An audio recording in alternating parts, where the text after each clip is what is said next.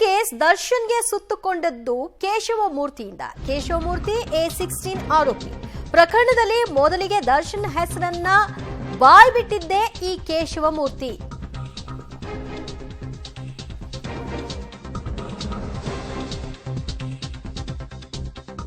ಕೊಲೆ ಕೇಸ್ನಲ್ಲಿ ದರ್ಶನ್ಗೆ ಹೇಗೆ ಹುರುಳಾಯಿತು ಅನ್ನುವಂತಹ ಪ್ರಶ್ನೆಗೆ ಪ್ರಮುಖ ಕಾರಣ ಇಲ್ಲಿ ಯಾರು ಅನ್ನೋದು ಗೊತ್ತಾಗ್ತಾ ಇದೆ, ಕೇಶವಮೂರ್ತಿ ಅಂತ.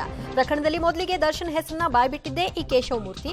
ಎಲ್ಲರನ್ನ ಪ್ರತ್ಯೇಕವಾಗಿ ವಿಚಾರಣೆ ನಡೆಸುವ ವೇಳೆ ಹೆಸರು ಬಹಿರಂಗಪಡಿಸಿದ್ದಾನೆ. ನಟ ದರ್ಶನ್ ಹೆಸರು ಹೇಳಿದ್ದಾನೆ A16 ಆರೋಪಿ ಕೇಶವಮೂರ್ತಿ.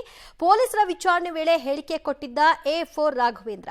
ಕೂಡಲೇ ಮೇಲಾಧಿಕಾರಿಗಳಿಗೆ ವಿಚಾರವನ್ನ ತಿಳಿಸಿ ಪೊಲೀಸ್ ಅಧಿಕಾರಿಗಳು ನಂತರ ದರ್ಶನನ್ನ ವಶಕ್ಕೆ ಪಡೆಯುವಂತಹ ಪ್ರಯತ್ನಗಳನ್ನ ನಡೆಸಿದ್ರು.